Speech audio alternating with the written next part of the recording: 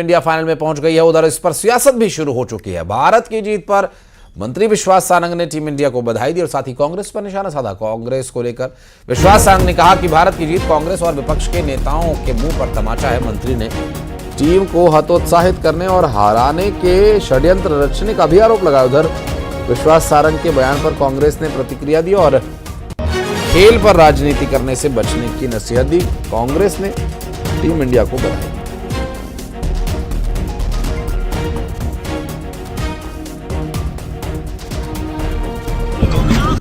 कांग्रेस के नेताओं और विपक्ष के नेताओं के गाल पर भी करारा तमाचा है, जिन्होंने हमारे स्टार खिलाड़ी रोहित शर्मा सहित संपूर्ण भारत की टीम को हतोत्साहित करने का काम किया था।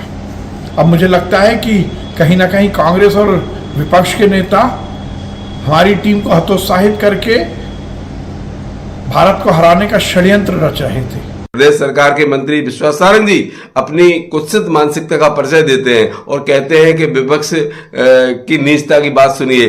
ऐसे शब्दों का चयन करते हैं विपक्ष के लिए। मैं ये समझता हूं किसी भी मंत्री के लिए ऐसे शब्द विपक्ष के लिए बोला जाना और खेल को पर राजनीति किए जाना, मैं समझता हूं बड़े शर्म की बात है। विश्वास सारंग जी, आप मंत्री हैं, आप ऐसे शब्द बोलेंगे, किसी को उम्मीद नहीं होती ऐसे शब्दों की कि जो मंत्री ऐसी शब्द बोले। अरे आप अपनी मानसिकता का इलाज करवाइए।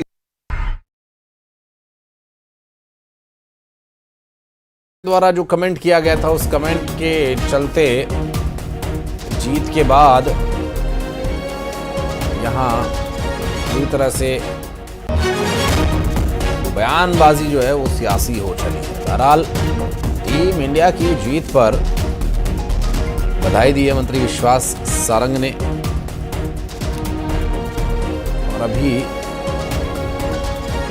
सियासी बयानबाजी का दौर जारी है। बहरहाल टीम इंडिया जीत गई, ये एक बड़ी बात है। और शैलेंद्र हमारे सहयोगी इस वक्त हमारे साथ जुड़ गए हैं। शैलेंद्र, टीम इंडिया की जीत राजनीति का भी कारण बन सकती है। शायद ही टीम इंडिया के किसी भी खिलाड़ी के मन में ये बात आई हो, लेकिन पहले रोहित शर्मा की फिटनेस को लेकर एक नेता का बयान सामने आया था, उसके बाद ये सियासी बयानबाजी का सिलसिला लगातार जारी है। बिल्कुल, देखिए आशीष, आपने ठीक कहा कि भारत ने एक बड़ी जीत जो है कल ऑस्ट्रेलिया पर दर्ज की और उसके बाद देखिए जिस तरीके से कैप्टन रोहित शर्मा को लेकर जो सवाल खड़े किए गए थे कांग्रेस के एक नेता के द्वारा, उसके बाद अब मध्य प्रदेश में सियासी पारा जो है वो चढ़ गया है। जिस तरीके से मध्य प्रदेश सरकार के खेल मंत्री विश्वास सारंग ने कहा है कि देखिए लगातार हतोत्साहित करने का प्रयास इंडियन टीम को कांग्रेस के नेताओं के द्वारा किया गया, लेकिन उसके बावजूद भी रोहित शर्मा और उनकी पूरी ब्रिगेड ने जता दिया कि किस तरीके से वो खेल खेलते हैं और उन्होंने ऑस्ट्रेलिया जैसी टीम को धूल चटाने का काम किया और फाइनल में जगह बनाई है। वो कह रहे हैं कि कांग्रेस कितने भी प्रयास कर ले, चाहे वो सेना के मनोबल को गिराने का काम करते हैं या फिर देश के लिए जो क्रिकेट खेल रहे हैं ऐसे खिलाड़ियों का मनोबल गिराने का प्रयास करते हैं। मैं शैलेंद्र आता हूं आपके पास। नेहा बग्गा जी हमारे साथ भारतीय जनता पार्टी से जुड़ गई हैं। नेहा जी, बहुत स्वागत है न्यूज़ 18 पर। पहले तो बहुत शुभकामनाएं, टीम इंडिया की शानदार जीत हुई है, फाइनल्स में एंट्री हुई है, लेकिन ये एक नई तरह की सियासी बयानबाजी की एंट्री हो चुकी है मध्य प्रदेश की राजनीति में।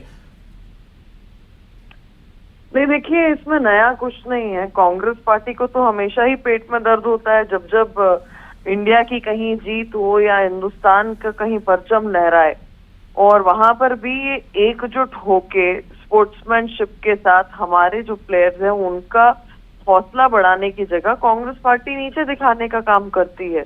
ये बात बहुत स्पष्ट है और ये आज नहीं, ये कांग्रेस का इतिहास है। मैं अपनी ओर से और भारतीय जनता पार्टी की ओर से टीम इंडिया को बहुत बहुत बहुत बधाई देती हूँ। जिस तरीके से उन्होंने एक अच्छा खेल खेला और फाइनल्स में अपनी जगह बनाई है, और ये निश्चित तौर पर कांग्रेस और विपक्ष के नेताओं के मुंह पर तमाचा है, जो चाहे रोहित शर्मा पर प्रश्न उठा रहे हो या लगातार हतोत्साहित करने का काम खिलाड़ियों को करते हैं। नीलाभ शुक्ला जी भी हमारे साथ हैं। नेहा जी, उनसे भी एक रिएक्शन इस पर ले लेते हैं। बहुत स्वागत है नीलाभ जी। टीम इंडिया जीती, बहुत बधाई सभी भारतीयों को, लेकिन ये रोहित शर्मा की फिटनेस पर सवाल उठाने वाले नेता को लेकर बीजेपी को भी मौका मिल गया बोलने का। वो कह रहे हैं कि कांग्रेस पार्टी तो हमेशा ही इंडिया के खिलाफ रहा है, इंडिया टीम जीतती है तो कांग्रेस पार्टी के पेट में दर्द होता है। देखिए, भारतीय जनता पार्टी सिर्फ कांग्रेस को कोसने के अलावा जिस पार्टी ने देश को आजाद कराया, भारत को भारतवर्ष बनाया, उस पार्टी के खिलाफ जेर उगलने से बाज नहीं आते। इनकी पूरी राजनीति हिंदू मुस्लिम पर ही चला करती है। कुल मिला के अपने आप को देशभक्त बताना, दूसरे अन्य लोग पार्टियों को देशद्रोही बताना, ये इनकी परंपरा बन चुकी है। ये विषय पर बात नहीं करते हैं, ये विषय से ध्यान भटकाने के लिए इस तरह के नेता इनके गाए बाए बयान दिया करते हैं। लेकिन ये बयान तो रोहित शर्मा की फिटनेस को लेकर उठे थे। कांग्रेस नेता ने सवाल उठाए फिटनेस पर, तो बीजेपी को मौका मिल गया। तो ऐसे नेताओं को थोड़ा नियंत्रण में रखने की आवश्यकता नहीं लगती आपको? देखिए, कुल मिला के हर बयान को तोड़ मोड़ के पेश करना, हर बयान का गलत मतलब निकालना, ये भारतीय जनता पार्टी की सोच बन चुकी है। कोई बात अगर अच्छे ढंग से की जाए, अच्छे उद्देश्य से की जाए, उसको भी उठाकर ये गलत ढंग से पेश करते हैं। ये भारतीय जनता पार्टी का चरित्र है। निश्चित रूप से। नेहा जी, कुछ कहना चाहेंगे इस पर? नहीं, देखिए, जो लोग पाकिस्तान की विजय पे पटाखे फोड़ते हो, वो भारत की विजय कैसे बर्दाश्त करेंगे? जिनका इतिहास इस प्रकार का रहा है, वो ऑस्ट्रेलिया को करारी शिकस्त देकर अगर स्पोर्ट्समैनशिप के साथ हमारी टीम आगे बढ़ी है, तो मुझे लगता है कि कांग्रेस को अपनी इस छोटी मानसिकता से बाहर आकर हमारे जो खिलाड़ी हैं उनका उत्साहवर्धन करना चाहिए था। पर ठीक है, कांग्रेस की ये परंपरा है, जनता देख रही है, और मैं तो बारंबार पूरी टीम को, समस्त टीम को शुभकामनाएं और बधाई देती हूँ। बहुत शुक्रिया आप दोनों का हमारे साथ जुड़ने के लिए और बातचीत करने के लिए। लाभ, नेहा, बहुत बहुत धन्यवाद। बहुत शुक्रिया शैलेंद्र आपका भी इस पूरे मामले पर जानकारी देने के लिए। और बड़ी खबर, डिप्टी सीएम विजय शर्मा का एक बयान सामने आया। सीडी कांड मामले पर भूपेश बघेल को राहत मिलने पर डिप्टी सीएम ने कहा, सीडी कांड मामले में पहले भूपेश बघेल पर आरोप लगा था। जांच के बाद सीबीआई ने कहा दोषी नहीं है। जांच एजेंसीज पर कांग्रेस को विश्वास करना चाहिए।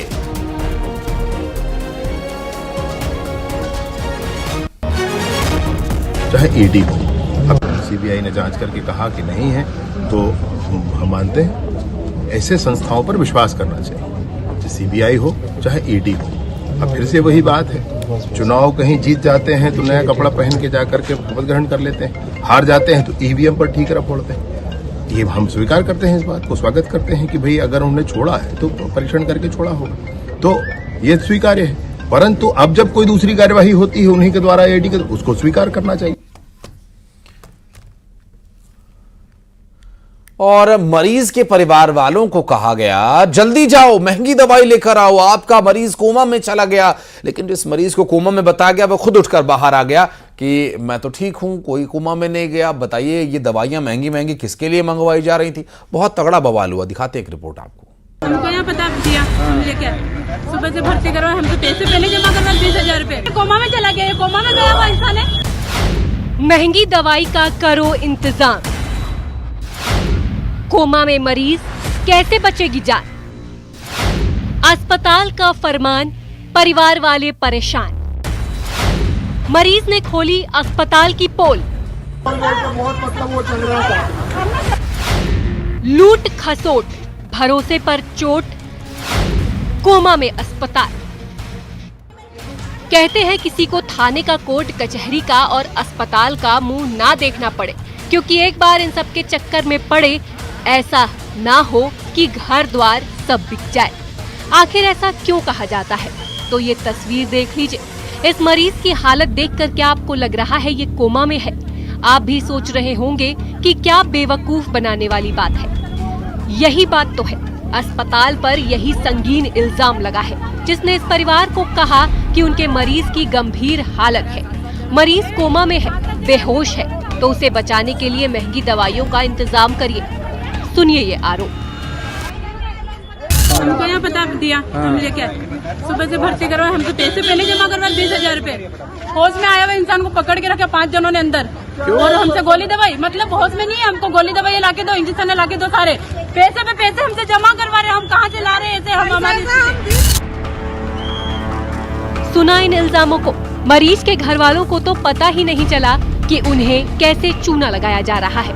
वो तो जब खुद मरीज इस हालत से बाहर आया और उसने चीख चीख कर कहा, भाई मैं जिंदा हूँ, कोमा में नहीं हूँ, ना ही बेहोश हुआ। सब लोग ये तस्वीर देखकर हैरान रह गए। रतलाम के 80 फीट रोड स्थित गीता देवी अस्पताल का मामला है। स्थिति में देखो, आप कैसे स्थिति में देखो, और यू बोल रहे कोमा में चला गया, कोमा में गया हुआ इंसान है। मरीज की हालत देख रहे हैं आप, किस हालत में उसे सबूत देने के लिए बाहर आना पड़ा। कैथेड्रल और श्वास नली लगाए हुए अर्धनग्न हालत में ही रोड पर आ पहुंचा। प्राइवेट अस्पताल है गीता देवी। सोशल मीडिया पर ये वीडियो वायरल हुआ तो कलेक्टर ने जांच के आदेश दिए। विविध सोशल मीडिया और मीडिया के विभिन्न माध्यमों से संज्ञान में आया था। इसके संबंध में श्रीमान कलेक्टर महोदय द्वारा आवश्यक निर्देश प्रदान किए गए हैं। उसमें सीएमएचओ साहब ने 3 सदस्यों का जो है इसमें जांच दल नियुक्त कर दिया है और जांच दल अपना जांच की कार्रवाई कर रहा है। आखिर मरीज और उसके परिवार के आरोपों का सच क्या? लोग कह रहे हैं ये तो इंसानियत पर चोट है। रतलाम में सुधीर जैन के साथ bureau report, news 18, Madhya Pradesh, Chhattisgarh. Abu Azmi के घर की सुरक्षा बढ़ा दी गई। मुंबई के कुलाबा स्थित घर के बाहर सुरक्षा बढ़ा दी गई। दरअसल मुंबई की पुलिस टीम घर के बाहर मौजूद है। औरंगजेब विवाद के बाद सुरक्षा बढ़ाई गई है।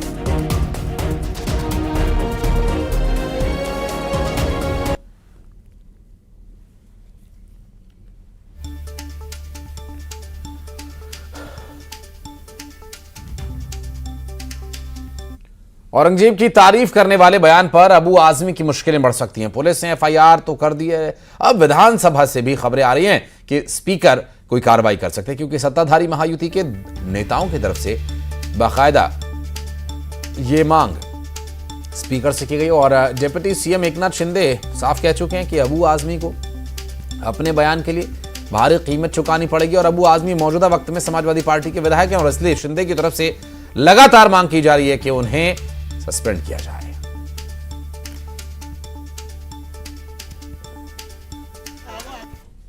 औरंगजेब का जो क्या कहा है उसने, औरंगजेब के बारे में अच्छा प्रशासक है, उसका धिक्कार किया है, निंदा कर दी है, निषेध किया हुआ है। ये अबू आजमी को महंगा पड़ेगा। ये महाराष्ट्र की जनता उनको माफ नहीं करेगी।